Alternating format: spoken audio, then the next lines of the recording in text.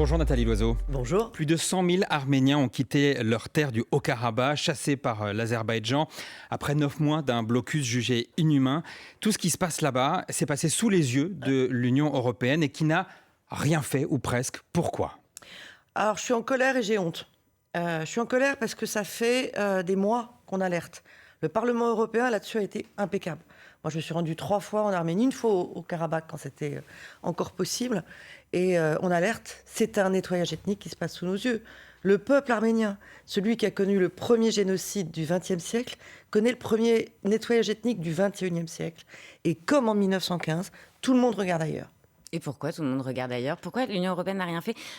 Raphaël Glucksmann, eurodéputé de gauche, disait hier sur France Info, il faut mettre fin à notre dépendance suicidaire au gaz azerbaïdjanais. Est-ce que c'est pour cette raison ? C'est à cause du gaz ? Il y a deux choses. D'une part, l'Europe est divisée. La France a alerté, Emmanuel Macron, Catherine Colonna, tout le monde a sonné l'alarme. Mais l'Europe est divisée parce que certains pays disent « Oh là là, mais le gaz azéri, c'est beaucoup trop important ». Et puis, celui qui était en charge de la médiation, Charles Michel, le président du Conseil européen, est devenu l'otage de sa propre médiation. Vous savez, il y a quelqu'un qui s'appelle Desmond Tutu, qui était un archevêque en Afrique du Sud, qui disait quand vous restez neutre entre un agresseur et un agressé, vous vous mettez du côté de l'agresseur. Il y a un moment où c'est ce qui s'est passé. Vous dites que vous avez honte pour la situation européenne et la France dans tout ça. Est-ce qu'elle ne devrait pas être plus active ? Alors, elle est extrêmement active, elle est même très seule. Est-ce qu'elle doit renvoyer l'ambassadrice d'Azerbaïdjan ? Alors ça, écoutez, prendre des sanctions ? C'est l'idée qu'on a quand on n'a pas d'idée, pardon. Et je peux le dire parce que l'ambassadeur azéri à Bruxelles, lui, m'a insulté et m'a menacé. Il m'a expliqué que la prochaine fois que j'irai devant le corridor de Latchine, j'avais raison de mettre un gilet pare-balles parce qu'on me tirerait dessus. C'est le corridor qui relie le Haut-Karabakh à l'Arménie. Donc les diplomates azéris ne sont pas forcément ma tasse de thé. Non, c'est des sanctions contre le régime d'Aliyev qu'il faut prendre. Et c'est ce que nous allons demander la semaine prochaine. Il y a un texte qui va être présenté au Parlement européen. Je l'ai rédigé. Je vais le présenter à mes collègues députés européens pour demander des sanctions contre le régime d'Ilham Aliyev, pour demander qu'on reconsidère notre accord gazier, parce que l'Azerbaïdjan s'est engagé à nous livrer plus que ce qu'il produit. Ça veut dire que par le biais de Bakou, on importe du gaz russe. Mais qu'est-ce que c'est que cette hypocrisie ? C'est une politique de gribouille. Et vous pensez que, vous dites, si vous mettez en garde, donc c'est une résolution que vous présentez au Parlement européen. Il n'y a pas de force obligatoire. Sachons d'où on parle. Voilà. Soyons donc il faudra humbles. voir si elle est suivie des faits. Soyons humbles. Mais enfin, on peut au moins dire qu'on a montré le chemin, qu'on a alerté, qu'on a décrit ce qui allait se passer et que maintenant on pourrait nous écouter. Vous redoutez que le prochain sur la liste, ce soit l'Arménie ? C'est l'Arménie. Si on veut sauver l'honneur, alors sauvons l'Arménie parce que on parle de l'Azerbaïdjan, on parle de son allié turc, on devrait parler aussi de la Russie qui s'est lavé les mains de ce qui se passait. Et il y a plusieurs milliers de soldats russes au Haut-Karabakh qui étaient là pour protéger les populations qui n'ont rien protégé. Aujourd'hui, Vladimir Poutine veut se payer, pardon de le dire comme ça, le Premier ministre arménien qui a le tort d'être démocrate, favorable aux réformes, d'avoir lutté contre les oligarques et de regarder vers l'Europe. Ça vous rappelle qui ? Volodymyr Zelensky. Il veut refaire sur l'Arménie ce qu'il n'a pas réussi à faire sur l'Ukraine, c'est-à-dire faire tomber un dirigeant. Aujourd'hui, l'Arménie elle-même est menacée.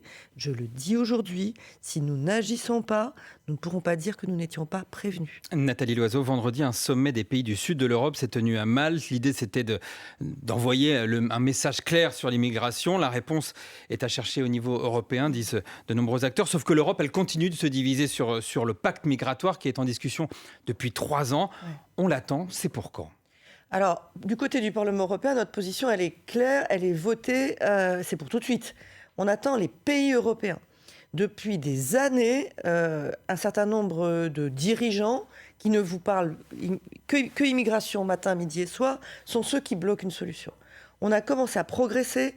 Madame Meloni, qui a fait campagne et qui a gagné avec l'obsession migratoire, disant « je vais tout arrêter et je vais me débrouiller toute seule », constate, 1, qu'elle ne peut pas tout arrêter, 2, qu'elle ne peut pas agir toute seule. C'est une leçon ici en France, quand l'extrême droite vous dit la même chose que ce que disait Madame Meloni, elle vous ment. Aujourd'hui, Madame Meloni dit « j'ai besoin d'une solution européenne ». Ça, c'est un très grand progrès. On est très près du but. Enfin, il reste la Pologne et la Hongrie, mais on peut passer sans avoir l'unanimité. Qu'on le fasse maintenant. La solution est européenne. tout le monde sait. Avant les élections européennes, c'est possible, il y aura un accord? Bien sûr que c'est possible, c'est une question de volonté politique. Il y a encore des désaccords, il y a notamment ce différend entre l'Italie et l'Allemagne. Rome ne veut plus accueillir de migrants sauvés par des ONG étrangères et elle reproche à Berlin de financer ces ONG. Est-ce que ça peut éloigner la perspective d'un accord? Écoutez, maintenant c'est à Madame Meloni de se demander si elle veut vraiment une solution ou si elle veut continuer à être l'extrême droite qui se sert du problème. C'est son choix à elle. Mais quand la présidente de la Commission européenne, Ursula von der Leyen, parle d'étendre des missions navales en Méditerranée, est-ce qu'elle ne se cale pas sur l'idée d'un blocus naval, comme avait évoqué Meloni? Non, parce qu'un bateau en Méditerranée, quel qu'il soit, sauve des gens quand ils sont à la mer.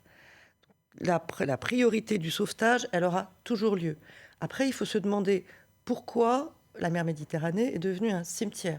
Pourquoi ce serait normal que des exploitants, des trafiquants de misère utilisent des passeurs pour faire risquer leur vie à des migrants.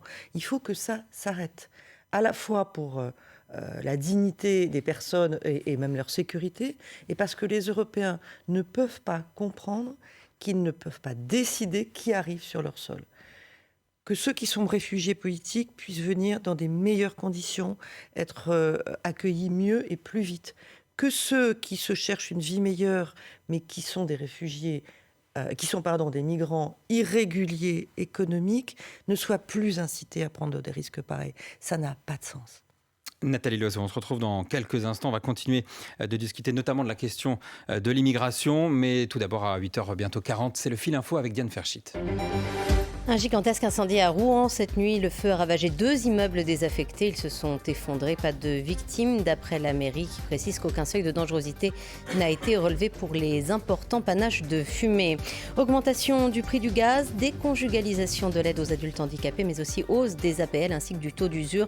De nombreux changements entrent en vigueur en ce 1er octobre. Le détail est retrouvé sur franceinfo.fr.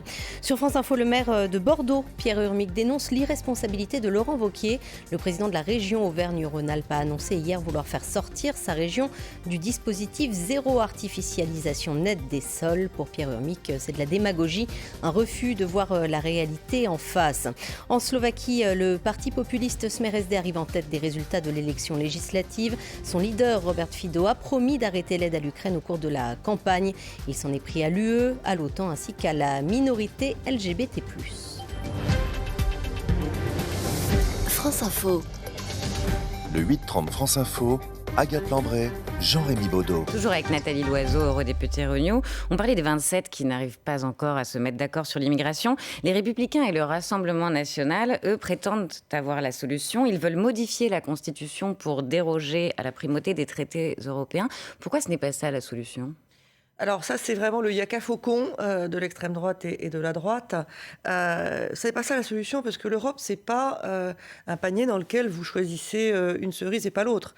Si on commence à dire les traités européens, c'est quand ça nous arrange, mais pas quand ça nous dérange, les autres pays européens veulent faire la même chose. Ça veut dire qu'on détricote l'Union européenne, ça veut dire qu'on la détruit, alors que la question migratoire, comme la question climatique, sont des questions qui ne connaissent pas de frontières, qui ne peuvent être traités et résolus que si on s'y met tous ensemble. Mais la question peut se poser, Nathalie Loiseau, parce qu'au moment, par exemple, où Gérald Darmanin renforce les contrôles à la frontière italienne pour mieux refouler les migrants, la Cour de justice de l'Union européenne vient de contrer cet objectif. Elle estime qu'avant d'être éloignées, les personnes en situation irrégulière doivent se voir notifier le refus d'entrée. Elles doivent aussi pouvoir former un recours et en plus, elles doivent bénéficier d'un délai pour quitter volontairement le territoire.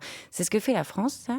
Écoutez, qu'on soit dans un état de droit en France et en Europe, tant mieux. Moi, j'appelle en permanence au respect de la dignité des personnes.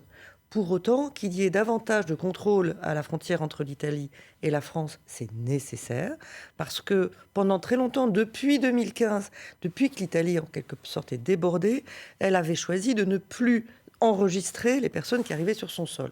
Et en gros, de leur montrer le chemin vers la frontière de la France en leur disant « c'est par là ». Mais c'est pas ce que dit la Cour de justice européenne. Elle ne dit pas qu'il faut les garder sur le territoire éternellement. Elle dit qu'il faut un temps, en tout cas, un délai. Ce délai, il faut qu'il soit le plus court possible. C'est plus de moyens pour traiter plus vite, mieux et plus efficacement. La difficulté qu'on a aujourd'hui, c'est quand des personnes restent sur le territoire de manière irrégulière pendant longtemps, que leurs enfants vont à l'école, qui se font soigner. C'est beaucoup plus difficile de les ramener dans leur pays d'origine. Il faut faire plus vite. Ces débats ont lieu au niveau européen, alors qu'on est dans une année d'élections européennes. Juste un mot, peut-être un petit peu plus de politique, mais en face de vous, Renew, j'entends, il y aura Marion Maréchal, Jordan Bardella. Vous préparez, on l'imagine, une tête de liste. C'est quoi le portrait robot de la tête de liste Renew ou de la majorité macroniste? Écoutez, c'est pas étonnant que Jordan Bardella et Marion Maréchal soient déjà désignés, parce que c'est la seule histoire qu'ils ont à raconter. Ils n'ont pas de bilan, ils n'ont pas de projet. Donc ils ont des têtes d'affiche. C'est aussi épais qu'une affiche. Qu'est-ce qu'il y a derrière? Rien. Nous, on est en train d'expliquer ce qu'on a fait depuis 4 ans. Quand nous sommes arrivés au Parlement européen, nous n'avions pas de députés de la majorité présidentielle. Aujourd'hui, nous en avons 23. Nous avons travaillé sur la lutte contre la pandémie de Covid, sur le soutien aux personnes et aux entreprises pendant la crise, sur la transition écologique. Mais il y a aussi beaucoup de discussions en coulisses sur la personne qui serait la plus à même d'incarner le mieux cette liste. Vous savez quelle est la date des élections européennes? Vous le savez, juin, entre le 6 et le 9 juin. Le 9 juin en France. On est le 1er octobre 2023. Mettons pas la charrue avant les bœufs. Commençons par expliquer ce que nous avons fait, ce que nous avons envie de faire. Et l'incarnation viendra au bon moment. Nathalie Loiseau, c'est le pro-russe Robert Fico qui a remporté les législatives en Slovaquie hier. Il avait annoncé qu'il cesserait les livraisons d'armes à l'Ukraine s'il revenait au pouvoir. Est-ce que ça vous inquiète? Ça m'inquiète. Et j'ai envie de dire partout en Europe, réveillez-vous. Ceux qui disent une extrême droite populiste, raciste, hostile aux minorités et pro-russe ne peut pas arriver aux portes du pouvoir, ont intérêt à regarder ce qui se passe à Bratislava ce matin. Même si en face, il y a eu un jeune progressiste qui a fait une très belle campagne. Mais oui, il y a un risque. Il y a un risque pour ce pays, il y a un risque pour d'autres pays. C'est-à-dire que, vous savez, en 2019, on m'avait accusé d'avoir installé un match entre populistes et progressistes. Cette dichotomie, cette division, ce risque, il est encore là en 2023. Mais il existe en fait au niveau européen, avec une Europe de l'Est qui est plus conservatrice, souvent. Notamment, on pense à la Hongrie, à la Pologne. Vous savez quel est le parti qui monte le plus vite aujourd'hui en Allemagne? C'est l'Alternative für Deutschland, qui est pro-russe, raciste, parfois antisémite, avec des néo-nazis à l'intérieur. Ça ne veut pas dire que tous les gens qui sont prêts à voter pour eux soient néo-nazis ou racistes ou antisémites. Est-ce que ça change quelque chose sur la stratégie vis-à-vis de l'Ukraine? Est-ce qu'on arrive aux limites de ce que l'Europe peut faire sur l'Ukraine? L'Ukraine gagnera si l'Europe et les États-Unis restent mobilisés. Et ceux qui disent il faut que la paix arrive plus vite ne manquent pas de culot, parce que personne plus que les Ukrainiens ne voudrait que la guerre s'arrête le plus vite possible. Ce qu'on doit faire aujourd'hui, c'est accélérer. Nous n'avons pas intérêt, nous Français, nous Européens, à une victoire de la Russie. Et en même temps, le ministre des Armées, Sébastien Lecornu, dit que la France va arrêter de donner des armes à l'Ukraine. Désormais, elle va les vendre. C'est-à-dire, on fait du business sur la guerre? Non, elle les produit avec l'Ukraine et aussi en Ukraine. C'est une demande ukrainienne. Sébastien Lecornu s'est rendu en Ukraine, comme d'autres ministres, notamment le ministre britannique, le secrétaire général de l'OTAN, parce que l'Ukraine avait invité des industries de défense en disant « venez faire des joint ventures avec nous, venez produire en Ukraine pour que nous soyons sûrs que la production va assez vite et répondre à nos besoins ». C'est une nouvelle phase de la guerre. Nous nous y adaptons et surtout, ne nous faisons pas d'illusions. Malheureusement, cette guerre va continuer. Parce qu'aujourd'hui, l'Ukraine n'a pas les moyens d'une guerre longue. Il faut qu'elle change aussi de stratégie, de logiciel. Alors d'abord, l'Ukraine a des troupes extraordinairement courageuses, extraordinairement entraînées et qui auraient beaucoup à nous apprendre. C'est dans ce sens-là que ça devrait fonctionner. Elle a besoin de continuer à être approvisionnée en matériel et en particulier en munitions. On n'avait jamais vu au XXIe siècle une guerre aussi intense. Maintenant, posons-nous la question. Si nous croyons à notre modèle de société, si nous voulons assurer notre sécurité dans les décennies qui viennent, il faut encore augmenter et accélérer notre aide à l'Ukraine. Un dernier mot, vous êtes membre du parti Horizon d'Édouard Philippe. Hier, le maire du Havre, ancien Premier ministre, a un petit peu remis en cause l'interdiction programmée de louer les passoires thermiques. En gros, il dit que c'est une impasse pour les plus modestes, parce qu'en gros, il y aura évidemment moins d'offres. Est-ce que vous partagez son constat? En gros, il met quand même les pieds dans le plat sur cette décision gouvernementale. Il a complètement raison de dire que le logement, c'est la guerre, c'est la mère de toutes les batailles. Aujourd'hui, l'inflation est dure pour beaucoup de Français. L'impossibilité de se loger est incompréhensible et inacceptable. Pour des jeunes travailleurs, pour des étudiants, on ne peut plus continuer à regarder ailleurs. Cette crise du logement, on l'a vu arriver, elle est là, elle est massive. Ne mettons pas les priorités en désordre. Aujourd'hui, il faut que, en particulier, les jeunes puissent se loger, lutter contre les passoires thermiques. C'est très bien, mais faut remettre en cause cette décision, restreindre selon vous. le parc de logement aujourd'hui, c'est irréaliste. Mais est-ce que c'est normal de renier des engagements pris pour le climat ? C'est la tendance en Europe où de plus en plus de voix s'élèvent pour mettre sur pause les normes environnementales. Emmanuel Macron avait suscité la polémique d'ailleurs en le disant. Il ne s'agit pas de renier ce à quoi on s'est engagé, on le fait.